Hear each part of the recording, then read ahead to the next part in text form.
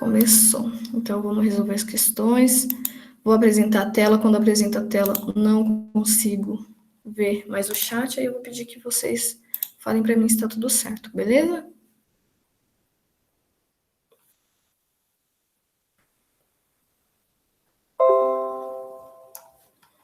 Tá certinho, né, gente? Será? Opa, aqui são as respostas. Tá dando para ver? 8 pessoas, legal.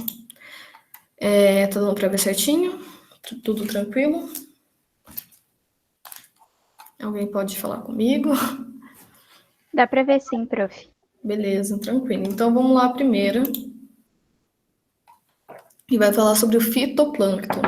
Então, o fitoplâncton é formado por organismo microscópio autotrófico que vive em suspensão no meio ambiente aquático. Então, ele vai pedir para marcar a alternativa que explica corretamente por que esses organismos são encontrados apenas na zona eufótica em ambientes marinhos. Então, na zona que, né? Aqui, caramba. Na zona que tem luz, né? Então, eufótica é essa área que vai receber luz. Quem fez ou quem não fez, lendo aqui, o fitoplâncton só ocorre na zona eufótica, pois é a única região em que há correntes de água. E aí, o que vocês acham dessa? Falso. Oi? Pra mim é errada. Errado, né? Não é por isso que... Pra fazer essa, eu pensei no que a prof tinha falado na aula passada, que era fito de luz. Isso. E fito, né, ela vem de vegetal. E quando a gente lembra, então, fitoplâncton, ele vai ser o produtor, né? O vegetal, ele vai precisar da luz para fazer a fotossíntese, que vai produzir a sua própria energia, né? Então, é por isso que ela precisa dessa luz, né? Eufótico aqui, então, de luz. O fitoplâncton só ocorre na zona eufótica, pois é essa região onde ele consegue capturar seu alimento. E aí? Errada. Errada também não, né? Ele não consegue se alimentar de outro organismo, ele produz o seu próprio alimento, a sua própria energia. O fitoplâncton só ocorre na zona eufótica, pois nesse local a pressão permite que ele mantenha-se em suspensão, será? Que não foi toda. Para mim não aparece quando... Mas eu acho que é isso. E aí, o que vocês acham dessa? Errada. A resposta aqui, né? Caramba. Bom, a resposta certa é o fitoplâncton só ocorre na zona eufótica, pois nessa área ele possui a disponibilidade de luz. Então é isso, né? Ele precisa da luz para realizar a fotossíntese e poder sobreviver. E aqui essa última, o fitoplâncton só ocorre na zona eufótica, pois nessa área não existe predadores naturais, e sim existem, né? Os zooplânctons. Os golfinhos são mamíferos marinhos classificados como cetáceos. Esses animais vivem nos mares e são conhecidos por seres amistosos com seres humanos. Por nadarem ativamente nos mares, os golfinhos são classificados como... E aí? Néctons. Néctons, por quê? Porque ele consegue se mover na correnteza da água. Beleza, e lembra que eu falei, então, os néctons são os animais, né? Os organismos que nadam ativamente, beleza? Zooplâncton não pode ser, porque zoo é de animal, sim, mas ele é um micro-organismo, tá? Então, ele não vai ser, a gente não vai conseguir enxergar ele a olho nu. Ele é um animal, mas ele é bem pequenininho, ele é microscópico, tá bom? Então, não seria esse fitoplâncton, como a gente já viu, e os bentons são aqueles que estão ligados ao substrato. Ouriço do mar é um animal cheio de espinhos, que é classificado como pertencente ao grupo dos equinodermos. Esses animais são lentos e movem-se sobre o substrato com a ajuda de seus espinhos e dos pés ambulacrários. De acordo com a sua locomoção, podemos classificar o ouriço como... E aí? Bento. Isso, porque então, aqui, ó, na própria pergunta ele já dá a resposta, né? Eles se movem sobre o substrato, né? O substrato, então, aquela parte de substrato mesmo, né? Areia, bem na parte funda do oceano. Aí aqui, já uma de vestibular. Analise as seguintes afirmações. Eu não consigo, gente, organizar esse negócio, porque olha como fica quando eu tento organizar isso. Aí eu tenho que ficar dando muito... Ó, mesmo assim não dá, porque tem uma hora que ele para, quando começa a dar muito espaço. Mas, enfim.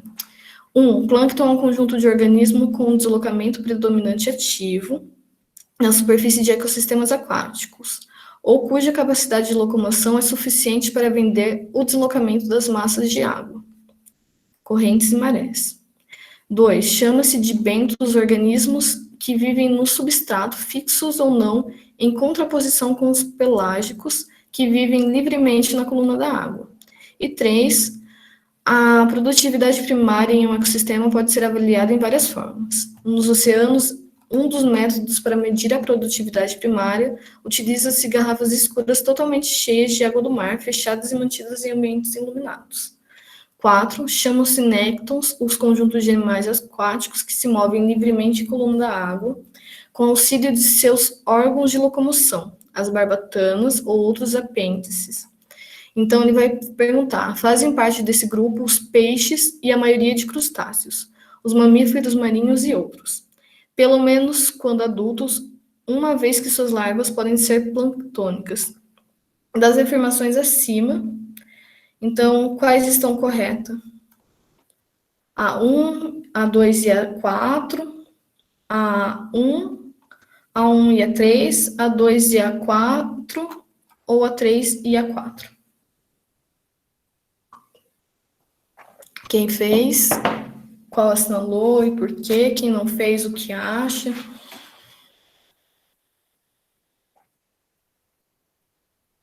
Quer que volta?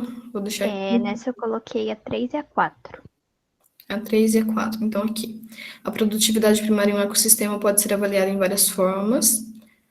Nos oceanos, um dos métodos para medir a produtividade primária utiliza-se garrafas escuras totalmente cheias de água, fechadas e mantidas em um ambiente iluminado.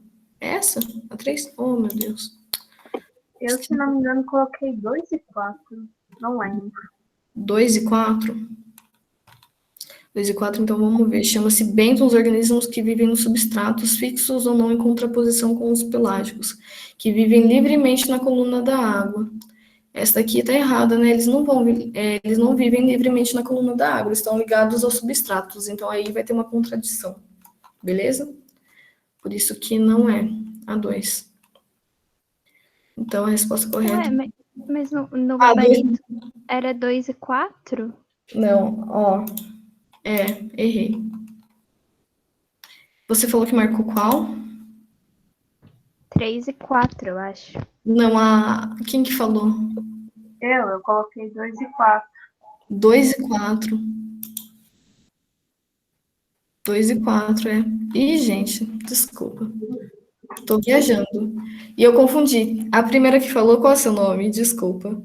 A Vitória. Vitória. Qual que você falou que marcou? 3 e 4. 3 e 4. Então, vamos lá. 3, né? Ai, gente, isso aqui me confunde demais quando eu uso esse negócio. 3. Oh! 3 é aqui. A produtividade primária em um ecossistema pode ser avaliada em várias formas. Nos oceanos, um dos métodos para... Ah, tá. Beleza. Ok, a 3, então, é essa parte... Oh, gente, essa parte aqui. Não é a única forma, né, de medir se há vida no local. Então, eu acho que, comparado às outras, por isso que não está certo. Mas por que você marcou essa? Eu acho que é porque ele fala do ambiente iluminado. E aí, por causa disso, eu pensei, iluminado, foto que lembra os fitoplânctons. Ah, boa. Beleza. Mas lembra sempre também comparar quando surgir essa dúvida, tá? Porque a 3, de fato, ela tá certa. É que ela vai... cadê? Ela vai viver livremente, ela vai viver com outros organismos, né? Que são os pelágicos aqui. E aqui os néctons, como a gente já viu lá na parte de cima, são os nadadores ativos, né? A sua maior parte aqui, ele fala tudo certinho. Então, 2 e 4. Aqui, essa aqui eu vou colocar mais desses tipos de pergunta, assim, para vocês escreverem. Quais são as zonas que podem dividir um ambiente marinho contra a luz? Essa aí eu acho que todo mundo acertou. Só quando eu mandei a nota, não tem como colocar pontuação pra gente aqui. E aí, quem que colocou aí? O que vocês acham? Quem não colocou? Eufótica, disfótica e afótica. Boa, exatamente. Então, a gente vai ter dividido esses 3 ambientes, né? Eufótica com bastante luz, eufótica essa parte mais mediana, onde vai ter luz, mas menos. E aqui, a última, onde não vai ter a luz. E aqui a 6. Nossa, tô com medo do tempo hoje. Como é dividido o limnosciclo. Essa eu acho que algumas pessoas ficaram em dúvida, e aí depois eu explico, mas pode falar. Cabeceira, foz e... não lembro. Tá. Limnosciclo, então, foi justamente aí então que surgiu a dúvida. O limnosciclo, ele vai ser, como vai ser dividido esses ecossistemas aquáticos, mas não nessa forma, porque quando que você acabou de falar de Foz, esse médio curso, tal, ele vai ser do ambiente com fluxo, então ele vai ser no ambiente lógico, né, que vai ter fluxo. Ele vai ser essa característica. Já o limnosciclo, ele quer saber se é um ambiente que vai ter o fluxo de água ou não. Então, o lêntico e o lótico, tá? Então, ele é dividido dessa forma. No ambiente lêntico, vamos lembrar de lêntico, de lento, tá? Então, que tem pouca movimentação ou nada, ou o lótico, que vai ter esse fluxo de água. Então, ele é dividido dessas 2 formas, beleza? Tranquilo? De buenas essa aqui. Deu para entender?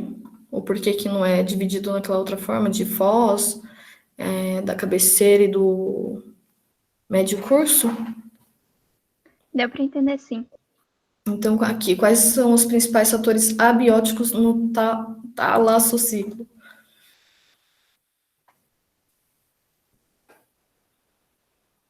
E aí? Abióticos, né, são fatores que não têm vida, mas que vão influenciar ali nesse meio aquático. Aquático, Então, eu coloquei o movimento da crosta terrestre, lagos glaciares, lagos de origem vulcânica, impacto dos meteoritos, barragem eólica, atividade de castores, dissolução de rochas ou erosão, formados pelas atividades dos rios e lagoas costeiras. Foi que a prof passou no slide. Tá. Essa parte que eu passei, então, era a formação dos ambientes lênticos, tá? Como os lagos, por exemplo. Então, como que isso vai ser formado? Agora, quando essa pergunta, quais são os principais fatores abióticos no talassociclo, no ambiente aquático em geral. Então, como que ele vai ser caracterizado? Lembra que no bioma ele vai ter algumas características próprias, no ambiente aquático também. Então, vai ser salinidade, pressão, movimento, fluxo da água, e aí vai, beleza? Mas esse daí que você falou, então, é como vai ser formado os lagos e lagoas, por exemplo. Tranquilo? De boa, a gente pode ir para a próxima. Beleza. No mar, o número de consumidores primários é maior na profundidade de consumidores primários. De 0 a 400 metros. Por quê? Então, essa é uma questão bem interessante que me fez pensar. No começo, eu ia assinalar de 800 a 1.200 metros. Mas aí eu fui reler a questão e eu vi que ela dizia consumidores primários. Aí eu lembrei que era ali os fitoplânctons e os... não lembro, as plantinhas. Tá. Consumidor é quem consome. O fitoplâncton, ele é um vegetal, então ele é um produtor, tá? Quem consome, então, vão ser os zooplânctons. Aí ele vai estar nessa área de 0 a 400, porque como vai ter mais luz, mais fitoplânctons, mais produtores, mais alimento para ele, beleza? Que vai ser o consumidor primário, então é o zooplâncton, são aqueles micro-organismos. Então, por isso que vai ser nessa área de 0 a 400 metros, onde vai ter mais incidência de luz. Aí, quanto mais fundo, a gente lembra que a incidência de luz ela vai diminuir. Aqui da FATEC, associe as colunas abaixo e marque a alternativa que contém a associação correta. Então, a coluna A vai ter 1 plâncton, 2 nécton e 3 bécton. Na coluna B, então, organismos capazes de nadar ativamente contra as correntes marinhas. Há 2 organismos característicos no fundo do mar e 3 organismos flutuantes incapazes de nadar contra as correntes marinhas. E aí, qual?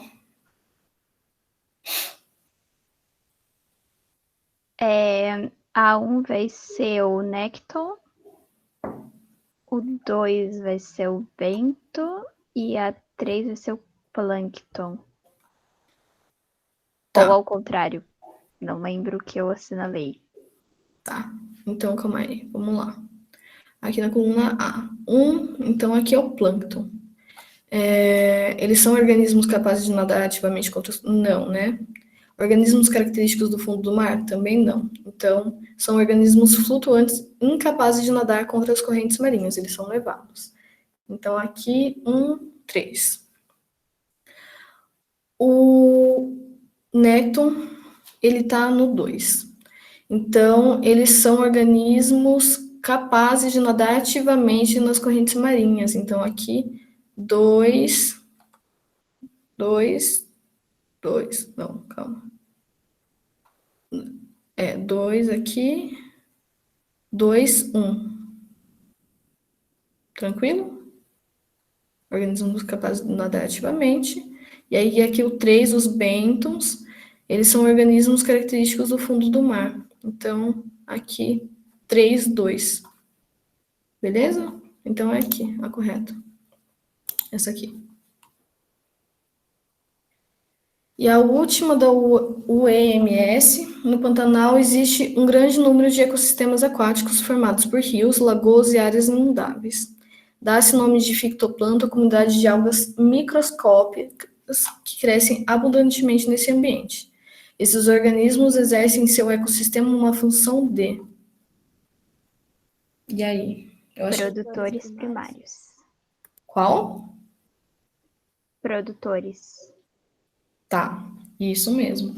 Então, fitoplâncton são vegetais, eles não vão ter capacidade de consumir, então a gente já descarta, decompositores não, então são produtores primários. É isso, gente. Alguma dúvida nessa parte? Eu fiz meio corridinho porque eu tô com medo de passar a hora. Mais alguma dúvida? Não? Ai. A gente pode começar a aula de hoje. Tá todo mundo acordado aí? Como que tá? Sim. Então, vamos lá. Boa. Isso aí, galera, animação. Sei que é a última aula, cansativa, mas bora que a gente vai. A gente consegue. Então, hoje na aula 4, a penúltima aula sobre ecologia. Na próxima aula a gente vai ver os ciclos, então, né? O ciclo de nutrientes, o ciclo da água, o ciclo do carbono, e aí vai.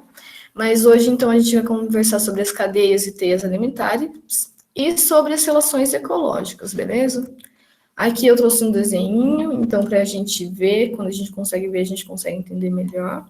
Então, aqui vai ter essa plantinha, vai ser o produtor, que vai servir de alimento para o gafanhoto, que o gafanhoto vai servir de alimento aqui para essa serpente. A serpente vai servir de alimento para essa ave, que a gente pode pensar num gavião ou coruja. E aí, essa ave vai servir de alimento para a raposinha aqui. Se a gente levar em consideração só esses que eu falei, a gente vai estar falando sobre uma cadeia alimentar. Mas como o desenho tem aqui, ó, quem se alimenta dessa plantinha é o coelho, o rato e o gafanhoto. E vai servir de alimento para a serpente, o rato e o gafanhoto. Então, quando há essas outras interseções, vamos assim, por assim dizer, então ela vai se formar uma teia alimentar. Então, dentro dessas teias alimentares, elas vão ser organizadas, então pesquisadores foram lá e observaram como que vai ser as relações alimentares entre esses organismos, tá? Então, as cadeias e teias alimentares, elas vão estar só relacionadas a essa relação alimentar que um organismo tem com o outro. E ela vai ser organizada em categorias de produtores, consumidores e decompositores. Lembrando que produtores sempre os autótrofos, os consumidores os heterótrofos e os decompositores com fungos e bactérias. Os produtores, então, eles vão ser organismos autótrofos, então, que conseguem produzir a própria energia, o próprio alimento, e eles podem fazer isso pela fotossíntese ou pela quimiossíntese. Aqui eu coloquei um desenho falando sobre a fotossíntese básica. É claro que quando a gente entrar lá em botânica ou em botânica, como alguns não gostam, a fotossíntese ela vai ser muito mais complexa, mas aqui a gente só precisa saber como é que ela ocorre de forma básica, tá? Então, ela vai capturar essa energia solar, ela vai capturar o dióxido de carbono, então o CO2, e ela vai precisar da água também. E aí vai rolar todo um processo químico lá dentro, vai se transformar em glicose, então é C6H12O6, e ela vai utilizar disso para produzir a sua energia e ela vai liberar o oxigênio. Só que entre os produtores não são só os fotossintetizantes que são autótrofos, né, que são produtores. A gente vai ter os quimiosintetizantes, que são organismos, então, procariontes. Vocês lembram, já ouviram essa palavra, procarionte? Sim. Onde que você ouviu? Na escola mesmo? Isso, na escola. Eu também já vi na escola. Ah, legal. Então, vocês têm uma noçãozinha básica, que vai ter o procarionte e o eucarionte. O eucarionte somos nós e os vegetais, né? Que vai ter o carionte, sempre desse nome de carioteca. Então, o procarionte ele não vai possuir essa carioteca, que vai proteger o material genético. Então, ele vai ficar suspenso aqui, ele vai ficar, né, soltinho. E esses organismos procariontes aqui que vão ser quimiosintetizantes são as bactérias e as arqueias. E aí, como que elas vão conseguir, então, produzir a sua própria energia? Então, por meio de oxidação e redução, elas vão capturar e extrair energia de componentes inorgânicos de base de nitrogênio, de ferro e enxofre, por exemplo. Então, assim, elas vão conseguir produzir a sua própria energia, beleza? Então, a gente vai ter sempre os fotossintetizantes e os quimiosintetizantes. Em segundo, então, nós vamos ter os consumidores, como o próprio nome já diz, que consomem, então eles não são capazes de produzir o seu próprio alimento, a sua própria energia. Então, para capturar energia, eles vão precisar se alimentar de outros organismos, então são heterótrofos. Entre eles, então, a gente pode ter consumidor primário, secundário, terciário, quaternário, e aí vai. Só que lembrar também que como a energia de cada organismo, então, quando passar de cada organismo, a energia ela vai diminuir. Então, a tendência é que não tenha cadeias muito longas, né? Porque quando tiver o topo de cadeia lá, ele não vai ter tanta energia quanto um consumidor primário, por exemplo. Entre os consumidores primários, então, nós vamos ter o que se alimenta dos produtores, né? Então, os vegetais são os herbívoros, eles só vão se alimentar dos produtores, tá? Então, sempre lembrar que o consumidor primário sempre se alimenta só de vegetal, são os herbívoros. Os secundários, então, são os carnívoros, eles vão se alimentar dos consumidores primários, que então eles só vão comer carne. E vamos ter os terciários, que vão se alimentar tanto de produtores, então tanto de vegetais, quanto de outros consumidores. Então, por isso que os onívoros, eles podem estar em diversos níveis e diversos locais de consumidores. Tanto que depois eu vou ter dar aquela dúvida, né, que veio a questão, que agora a gente sabe que é um onívoro. Então, talvez seja por isso que ele pode estar em diversos locais ao mesmo tempo. E por fim, né, a gente vai ter os decompositores, que são fungos e bactérias. Então, o que eles vão fazer? Eles vão decompor todos esses restos mortais orgânicos. Aí aqui eu coloquei uma fotinho, né, da maçã, ela passando por decomposição. Eu acho que todos já tiveram a experiência de ver ao vivo como que é, né, essa decomposição. Aí aqui, olha como ela já murcha, essa parte branca que são os fungos, né, agindo, então. E lembrar que os decompositores, eles vão ser muito importantes para a natureza, porque na natureza nada vai sumir, né? Então, por exemplo, um animal morre e aí o corpo dele simplesmente some. Não, ele não vai sumir do nada. Então, ele vai passar por esse processo de decomposição e aí todos esses nutrientes, né, vão ser reciclados e vão voltar para os fatores abióticos, então solo, água, que vai nutrir de novo esses fatores bióticos, né, que pode ser vegetais ou até mesmo animais, mas na sua maior parte, animais. Aí aqui eu trouxe sobre a serrapilheira, lembrar da floresta amazônica que a gente viu, né, que o solo na floresta amazônica, ele não é rico, mas o que vai dar sustentação, o que vai fazer com que haja uma grande biodiversidade, que as árvores sejam altas, são essas serraspilheiras, tá? Que são, então, essa camada de matéria orgânica que, quando ela cai, ela meio que morre, ela vai ser decomposta e vai passar por uma decomposição aqui por bactérias e fungos, e esse nutriente vai voltar, então, para esses organismos de árvore, por exemplo. Aí aqui a gente viu que a serrapilheira ela vai ser importante também, porque ela vai reter umidade, ela vai ser um banco de semente, e se a gente retirar essa serrapilheira, então o solo ele vai ser pobre, porque o que vai sustentar, que vai ser a base de nutrientes, é a serrapilheira. E quem vai ser responsável por isso são os decompositores.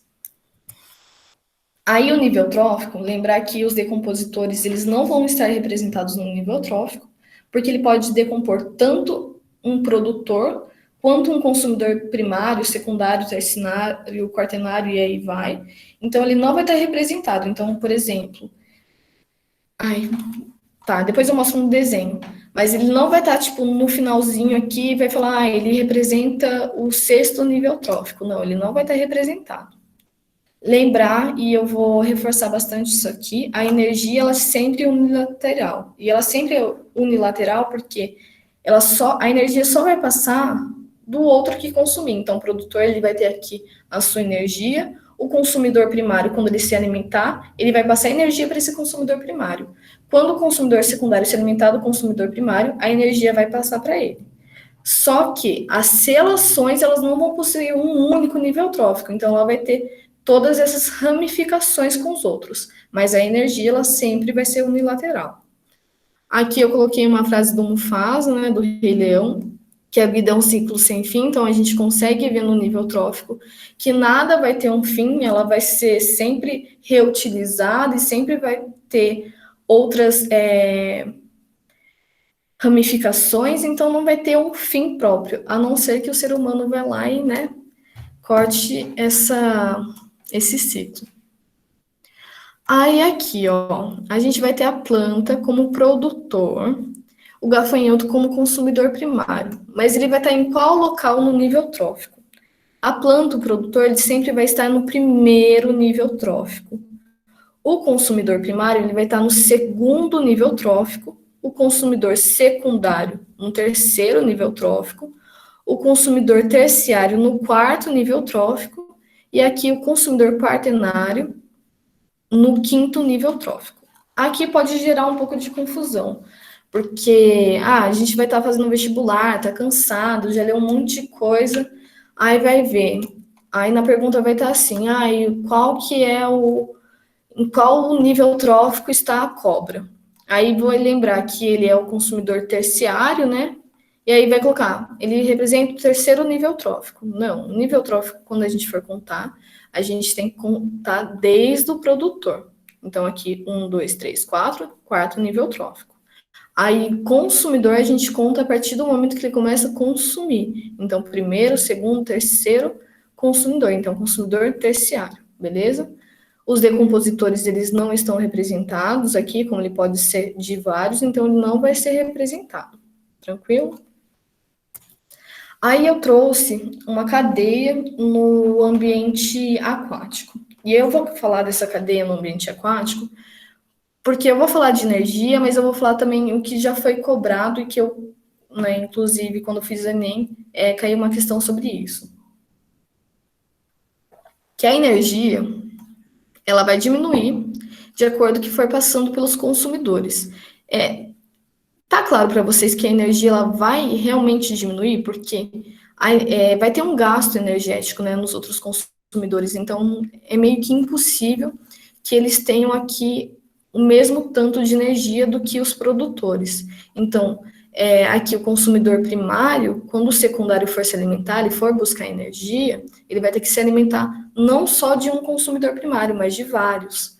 Aqui o consumidor terciário, ele não vai conseguir se alimentar só de um peixinho, ele vai ter que se alimentar de vários peixinhos. E aqui o tubarão, por exemplo, não vai conseguir se alimentar só de um consumidor terciário, porque ele vai ter um gasto de energia muito grande. Então ele vai precisar se alimentar de vários peixes.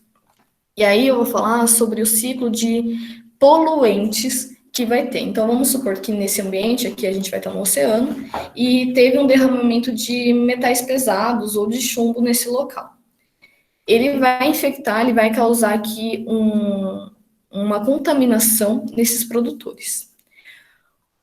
O consumidor primário, ele vai se alimentar desse produtor que está contaminado, que vai passar para o consumidor secundário, que vai passar para o consumidor terciário e logo vai passar para aqui para o topo de cadeia.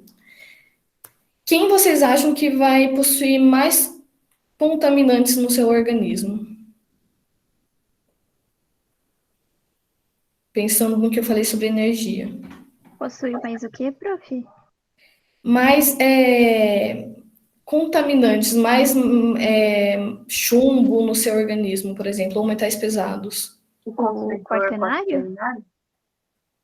Gostei. Por quê? Porque ele é o último. Tá. Mas qual que é a explicação disso? E se cair, tipo, numa segunda fase da VUNESP? Aí ele vai pedir para você explicar o porquê que vai ser o quaternário. Aí você vai ter que escrever. Porque o peixe que ele comeu se alimentou de outro peixe, que se alimentou de outro peixe, que se alimentou do zooplâncton, que se alimentou do fitoplâncton. Então, quando o consumidor quaternário consome o peixe dele, ali o terciário, ele não está apenas consumindo o terciário, mas sim outros nutrientes. Então ele vai acabar, né, de uma forma indireta, consumindo esses outros, e por ele ser topo de cadeia, ele ter menos energia do que os outros, ele vai precisar consumir mais organismos, né?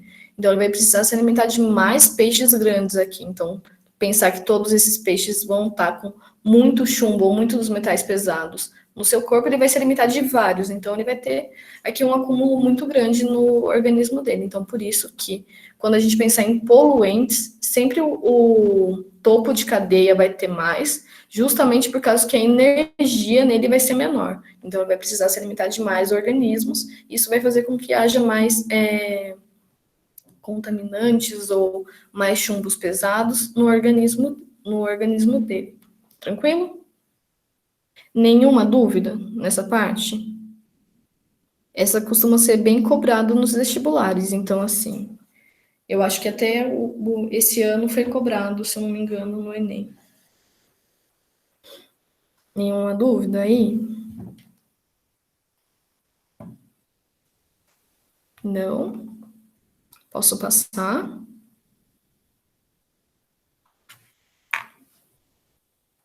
Eu vou achar que tudo bem, vou passar. Nenhuma dúvida mesmo, gente? Alguém para falar comigo? Pode passar, professor. Bem de boa. De boa? E aí a gente vai entrar então nas pirâmides ecológicas, que a gente vai entender um pouco melhor o porquê, principalmente da energia. Então a gente vai ter as pirâmides numéricas, de biomassa e de energia.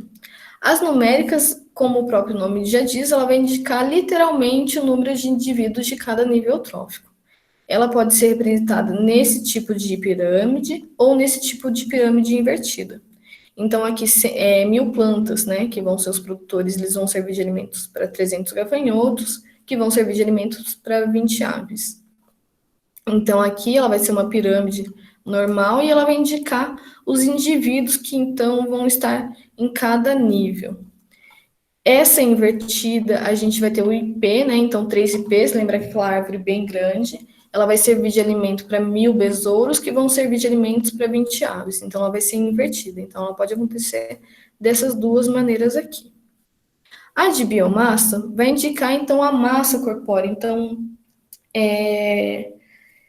vai meio que ocorrer uma secagem dessa massa, que vai ser medida em metros quadrados, e aí ela vai ser colocada ou em pirâmides dessa forma, só que no ambiente aquático, ela vai ser uma pirâmide invertida, sempre. Em ambiente aquático, ela nunca vai ser dessa forma aqui.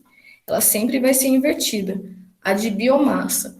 Isso porque o fitoplâncton ele vai ter uma vida muito curta. Então, não vai ter como ter um acúmulo de biomassa muito grande. Já o zooplâncton, ele vai ter uma vida um pouquinho mais longa, então por isso que ele vai ser invertido dessa maneira, beleza?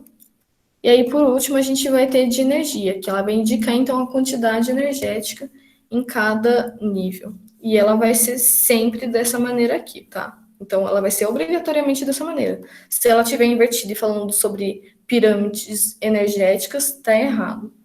Então, aqui os produtores, eles sempre vão ter mais energia, então aqui 10.000 calorias.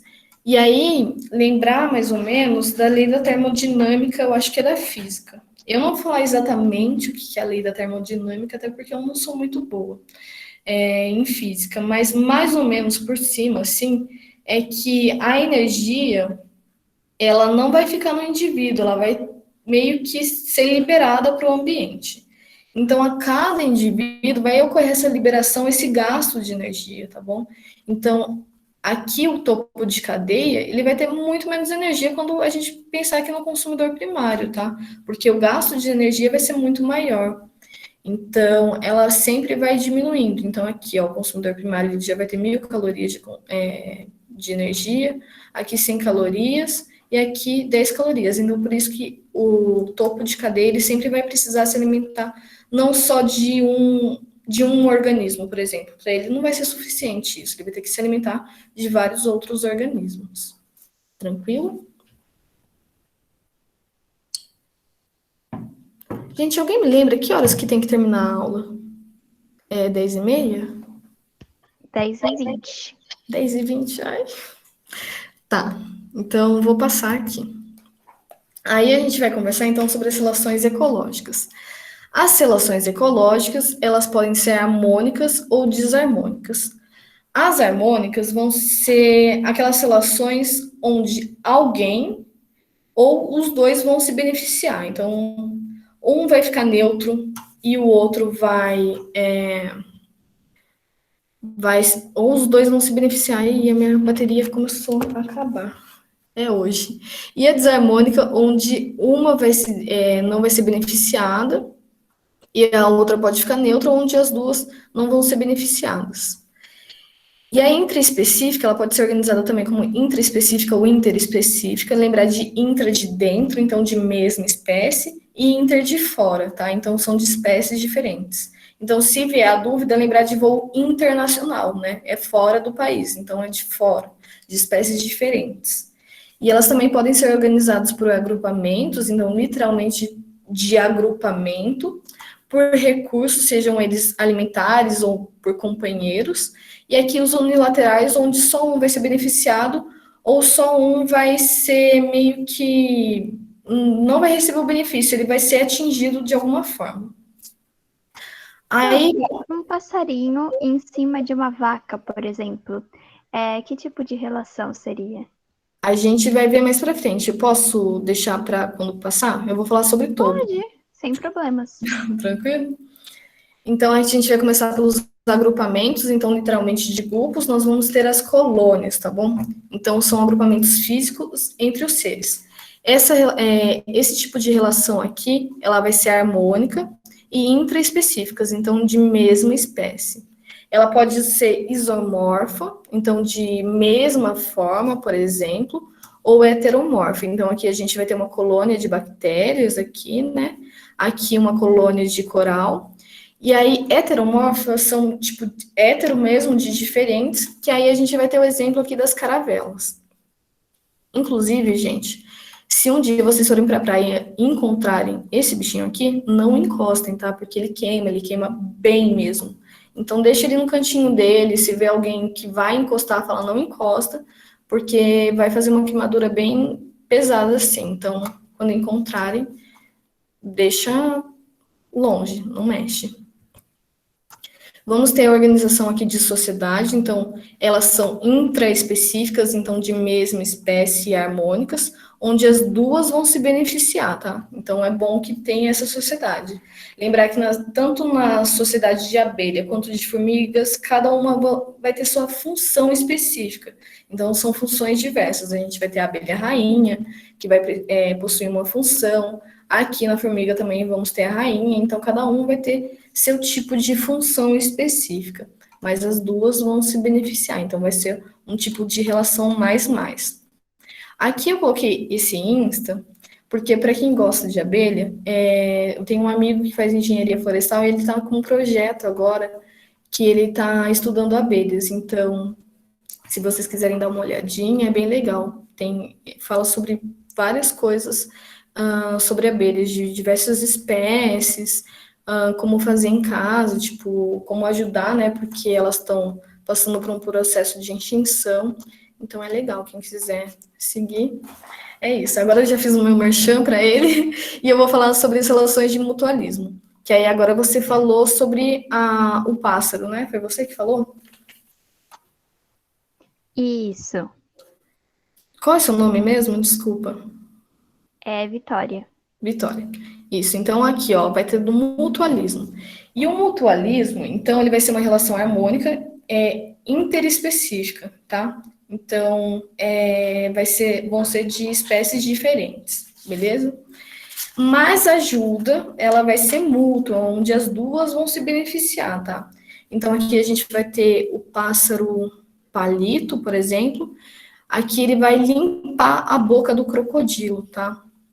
Então, o crocodilo vai se beneficiar disso, porque ele vai ter menos chance de ter algum tipo de cárie, alguma bactéria no local, e esse pássaro ele vai ter o seu alimento aqui. Outro exemplo disso é a garça e o boi. A garça, então, ela vai se alimentar dos parasitas, que são os carrapatos, né? E o boi vai se beneficiar que vai retirar um parasita dele. Então, os dois vão sair ganhando. E aqui eu coloquei os líquens, porque eu vou falar que antes tinha a protocooperação. Só que desistiram desse tipo de nomeação. Porque na protocooperação, meio que seria esse tipo aqui. Ele não precisa um do outro para sobreviver. O crocodilo consegue sobreviver sem esse pássaro aqui. Já no tipo de mutualismo obrigatório, um vai precisar do outro para sobreviver, que é o exemplo do líquens. Lembrar que os líquens, então, ele vai ser uma simbiose, uma junção de algas com fungos, tá? Então, os dois vão precisar dos dois para sobreviver, eles não conseguem viver sem o outro. Então, é do tipo obrigatório. Aqui, antigamente, era a protocooperação, mas hoje é o optativo. No obrigatório, a gente vai ter também as micorrizas, beleza? Ainda sobre agrupamentos, vamos ter as reuniões ou os bandos. Então, eles vão ser agrupamentos temporários, harmônicos da mesma espécie, tá bom? Então, aqui a gente vai ter as aves migratórias, por exemplo, aqui um agrupamento de patos, onde todos vão se beneficiar. E vão se beneficiar porque quando os animais eles andam em bando, a chance de ter uma morte é menor, porque lembrar, né, que quando andam em bando pode afastar um possível predador, conseguir recursos aqui, alimentos, vai ser de uma forma mais fácil, inclusive o ser humano, né, falam que a gente só conseguiu chegar onde a gente chegou graças a essa relação de conseguir viver em bando, tá bom? Então, onde os dois vão se beneficiar. Agora, vendo sobre recurso, deixa eu ficar de olho na hora. Sobre recurso, a gente vai ter um tipo de predação. Então, vai ser interespecífica, desarmônica, onde um vai se beneficiar, mas o outro vai sair perdendo nisso, né? Então, pode provocar aqui a morte, né? Então, vamos pensar aqui no leão comendo a zebrinha. Ele precisa, então, se alimentar para conseguir a energia, mas a zebra ela não vai sair bem nessa história, né? Na maior parte das vezes, quando ocorre essa predação, vai levar à morte de algum dos indivíduos. Vamos ter a herbivoria, lembrar que a herbivoria são aqueles que só se alimentam de produtores, então só vão se alimentar de vegetais ou plantas, e vai ser entre espécies diferentes e desarmônica. Vai ser desarmônica porque para o panda, por exemplo, isso vai ser bom, mas para o vegetal não vai ser legal, porque né, a espécie dele vai ser morta. E lembrar que o vegetal, apesar de não ter consciência, ele também passa por adaptações, ele precisa estar no local. Apesar de ele não faz isso de forma consciente, mas ele também precisa viver, né? Ele precisa estar ali naquele ambiente. Então, por isso que vai ser desarmônica, onde vai ser uma relação mais menos. Aqui a vaquinha também se alimentando do pasto, e aí tem, entre outros, exemplos. No canibalismo, ela vai ser desarmônica e ela vai correr de uma forma intraespecífica, então na mesma espécie. Entre o canibalismo, a gente vai ter o canibalismo sexual e intrauterino, tá? Então, intrauterino de dentro do útero mesmo, vai ter uma espécie de tubarão que vai ocorrer uma competição e um canibalismo dentro do útero, onde esses tubarões que estão dentro do útero vão matar uns aos outros, tá? E no canibalismo sexual, aqui, por exemplo, do louva-a-Deus e da viúva negra, depois da cópula, depois que acontecer a cópula, a fêmea ela vai matar e se alimentar do macho, tá? Parece estranho e vocês podem se perguntar, tá, mas por que o macho se submete a isso se ele sabe que vai acontecer isso? Na natureza, algumas coisas acontecem de forma que, para eles, é benefício se tiver, por exemplo, o macho aqui, se ele conseguir deixar os genes deles, deixar filhotes. Para a natureza, é a única coisa que importa. Então, aqui a fêmea, depois que ela faz a cópula, ela vai ter gasto muita energia. Se ela fosse atrás de outros recursos de energia, ela provavelmente iria morrer e ou seus filhotes não seriam tão fortes. Então, por isso que ela se alimenta do macho ali na hora, porque então ela se nutre e a chance então dela sobreviver e ter os filhotes e de terem filhotes mais fortes é muito maior do que se ela fosse atrás. Então, por isso que ocorre dessa forma. O canibalismo também pode acontecer por culturas, apesar de, né, ser muito menor quando a gente trata de ser humano. E também pode ocorrer o canibalismo por conta de cativeiros. Então, se a gente coloca animais em cativeiros e não for disponibilizar recursos como água ou alimentos necessários, eles podem, sim, provocar o canibalismo, né? E também por desmatamento, tá? Eles também podem fazer o tipo de canibalismo por estresse ou por não ter o recurso necessário. Ainda falando sobre recursos, então agora a gente vai entrar no parasitismo, né? Então, são sobre de diferentes espécies, então interespecífica e desarmônica. Falando lá da sarna, foi recomendado esse remédio aí, ó, ivermectina. Ah, então eu vou falar sobre esse remédio aí. Esse remédio, ele tá popular no Brasil. Então vai ser onde um vai se beneficiar e outro não. Tá tendo alguma dúvida? Gente, calma aí, deixa eu voltar aqui. O que tá acontecendo? Permitir. Boa noite. Voltar aqui. Eita, o que aconteceu? Então, onde um vai se beneficiar e outro não, né? Por motivos óbvios. Como um vai, por exemplo, igual você falou da sarna, você não está gostando de ter a sarna, né? É ruim para você. Ela pode ou não levar à morte, mas na sua maior parte das vezes ela não vai levar à morte, porque não é interessante para o parasita que o hospedeiro morra, né? Porque vai ser a fonte de casa, de energia, de recurso, tudo para ela. Então, não vai ser interessante que o hospedeiro morra, tá? Então, na sua maior parte das vezes, não vai levar à morte.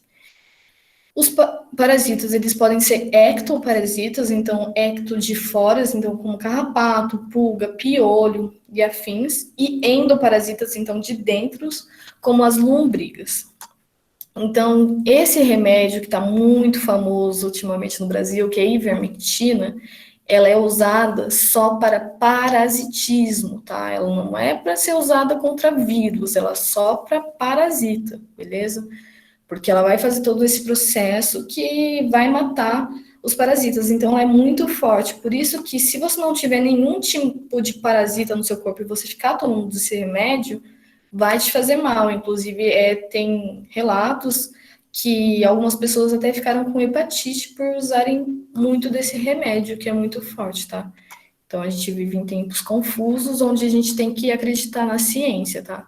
Porque se não há estudos e não faz nem sentido um remédio de parasita servir para um vírus, né? Que mais para frente a gente vai ver que vírus ele não tem vida, ele não vai ter um DNA, por isso que ele vai precisar estar no nosso corpo. Não faz sentido a gente fazer um uso de um remédio para parasitismo para um vírus, né? As únicas formas para isso são as vacinas, beleza? E então é isso, tomar cuidado com o que a gente ouve, com o que é disseminado. E aqui as relações ecológicas, então, de competição, elas podem ou não ser de mesma espécie, aqui eu coloquei de menos menos. E aí, por que eu coloquei de menos menos? Porque a competição pode ser que leve à morte de algum. Mas mesmo que não leve, vai ter um gasto energético muito grande das duas partes. Então, ter gasto energético na natureza não vai ser bom, porque se você gasta muita energia, você vai ter que recuperar essa energia.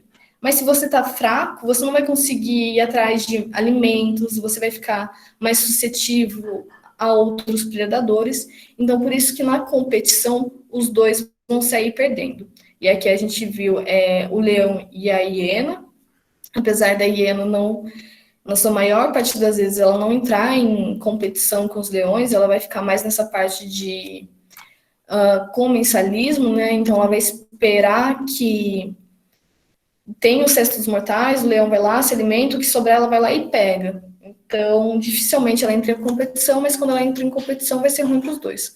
Aqui a gente vai ter um lobo e um urubu, então o gasto energético vai ser muito grande e pode ou não ser da mesma espécie, tá?